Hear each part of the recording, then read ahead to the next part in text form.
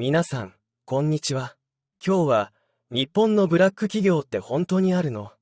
というテーマでお話しします。最近、ブラック企業という言葉をよく聞くようになりましたよね。特に就職活動中の学生や、転職を考えている人たちの間では、とても気になるキーワードの一つだと思います。でも、このブラック企業って、一体どんな会社のことを指すのでしょうか？本当にそんな会社が日本に存在するのでしょうか？今日はその実態について分かりやすく話していきたいと思います。まず、ブラック企業という言葉は法律用語ではありません。でも、多くの人がその意味をなんとなく知っていて、共通認識として使われている言葉です。一般的には、長時間労働やサービス残業、つまりお金の出ない残業を強いる会社、社員に精神的な圧力をかけるような会社、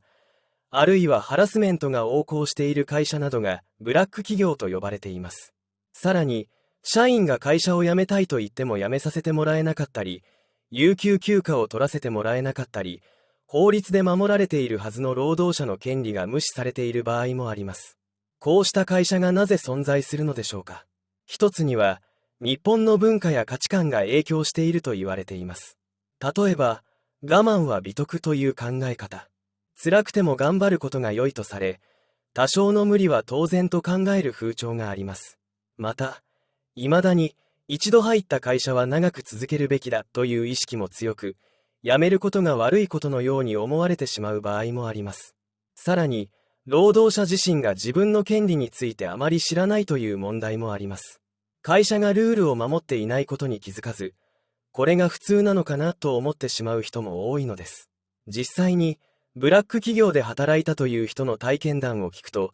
かなり過酷な状況で働いていることがわかります。ある会社では、新入社員が毎日朝8時から夜11時まで働いていたそうです。それなのに、残業代は全く出なかったといいます。休日も会社から呼び出され、会社のために出社しろと命じられ、週に1日も休みがない状態が続いていました。結果的に、その人は体調を崩してしまい、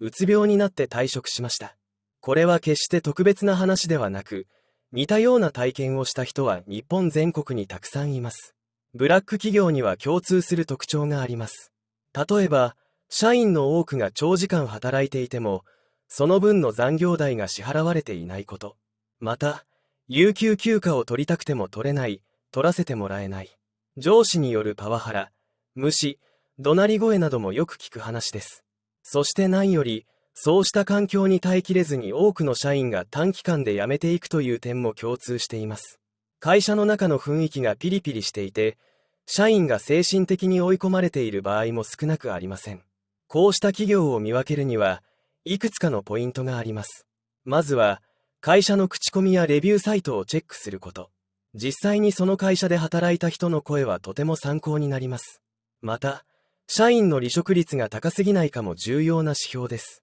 面接の時には、業務内容や労働条件についてしっかり質問することも大切です。もし企業側がやりがいや夢ばかりを強調して、具体的な労働条件を話してくれない場合は、注意が必要です。求人に書かれている内容と、実際の話が食い違っている場合も危険信号です。もし、自分がブラック企業で働いていると気づいた場合、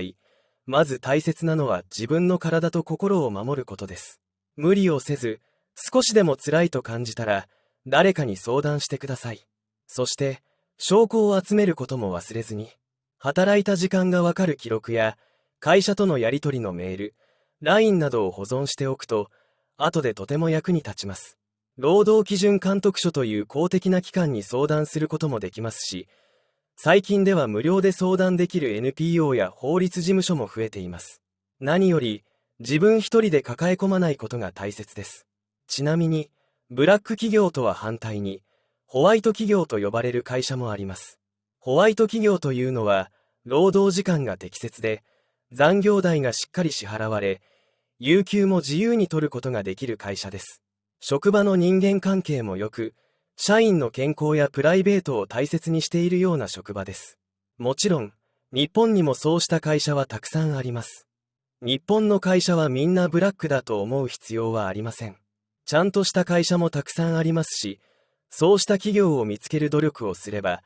安心して働ける職場を選ぶことができます。近年、日本では働き方改革という動きも進んでいて、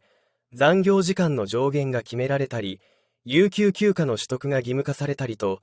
少しずつ制度が改善されてきています。コロナ禍をきっかけに、テレワークが導入される会社も増えました。こうした変化は、ブラック企業を減らす大きなチャンスです。しかし、それでもまだすぐに全ての会社が変わるわけではありません。だからこそ、私たち一人一人が、自分がどんな働き方をしたいか、どんな職場が理想なのかをしっかり考え、声を上げていくことが求められています。今日のエピソードでは、ブラック企業って本当にあるのか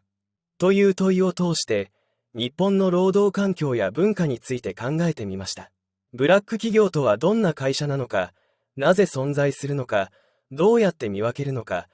そして自分をどう守るのか。こうした情報を知っておくことで、皆さんがより良い職場を選ぶためのヒントになれば嬉しいです。それでは、今日はこれで終わりにします。最後まで聞いてくれてありがとうございました。また次回のエピソードでお会いしましょう。皆さん、こんにちは。今日は、日本のブラック企業って本当にあるの？というテーマでお話しします。最近、ブラック企業という言葉をよく聞くようになりましたよね。特に就職活動中の学生や転職を考えている人たちの間では、とても気になるキーワードの一つだと思います。でも、このブラック企業って一体どんな会社のことを指すのでしょうか？本当にそんな会社が日本に存在するのでしょうか？今日はその実態について分かりやすく話していきたいと思います。まず、ブラック企業という言葉は法律用語ではありません。でも、多くの人がその意味をなんとなく知っていて、共通認識として使われている言葉です。一般的には、長時間労働やサービス残業、つまりお金の出ない残業を強いる会社、社員に精神的な圧力をかけるような会社、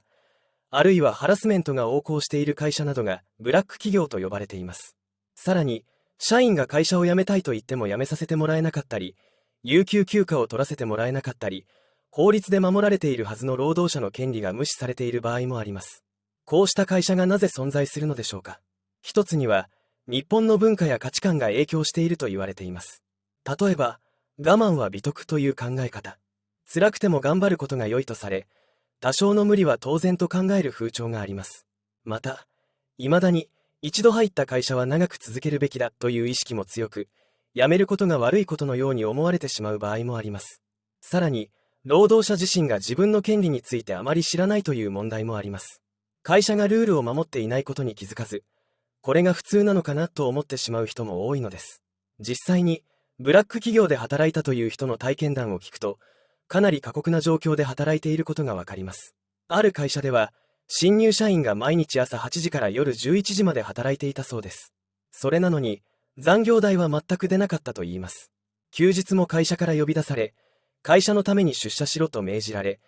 週に1日も休みがない状態が続いていました。結果的に、その人は体調を崩してしまい、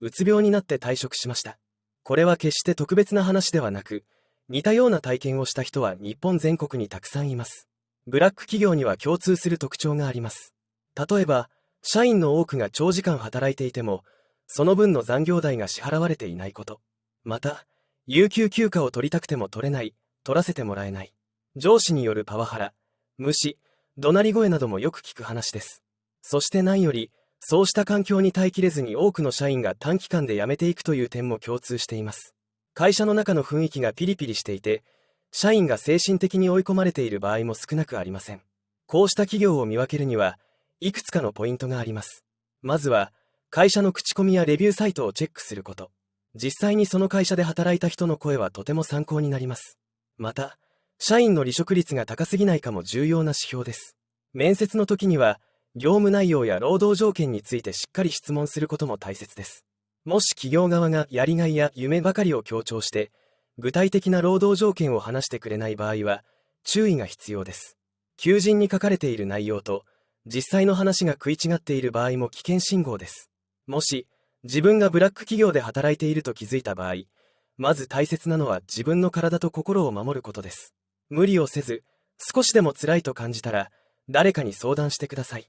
そして、証拠を集めることも忘れずに、働いた時間がわかる記録や、会社とのやり取りのメール、LINE などを保存しておくと、後でとても役に立ちます。労働基準監督署という公的な機関に相談することもできますし、最近では無料で相談できる NPO や法律事務所も増えています。何より、自分一人で抱え込まないことが大切です。ちなみに、ブラック企業とは反対に、ホワイト企業と呼ばれる会社もあります。ホワイト企業というのは、労働時間が適切で、残業代がしっかり支払われ、有給も自由に取ることができる会社です。職場の人間関係も良く、社員の健康やプライベートを大切にしているような職場です。もちろん、日本にもそうした会社はたくさんあります。日本の会社はみんなブラックだと思う必要はありません。ちゃんとした会社もたくさんありますし、そうした企業を見つける努力をすれば、安心して働ける職場を選ぶことができます。近年、日本では働き方改革という動きも進んでいて、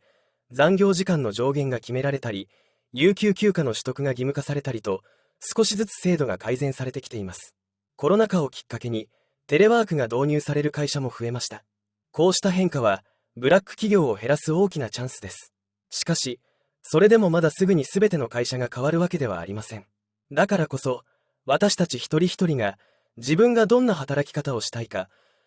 どんな職場が理想なのかをしっかり考え、声を上げていくことが求められています。今日のエピソードでは、ブラック企業って本当にあるのかという問いを通して、日本の労働環境や文化について考えてみました。ブラック企業とはどんな会社なのか、なぜ存在するのか、どうやって見分けるのか、そして自分をどう守るのか。こうした情報を知っておくことで、皆さんがより良い職場を選ぶためのヒントになれば嬉しいです。それでは、今日はこれで終わりにします。最後まで聞いてくれてありがとうございました。また次回のエピソードでお会いしましょう。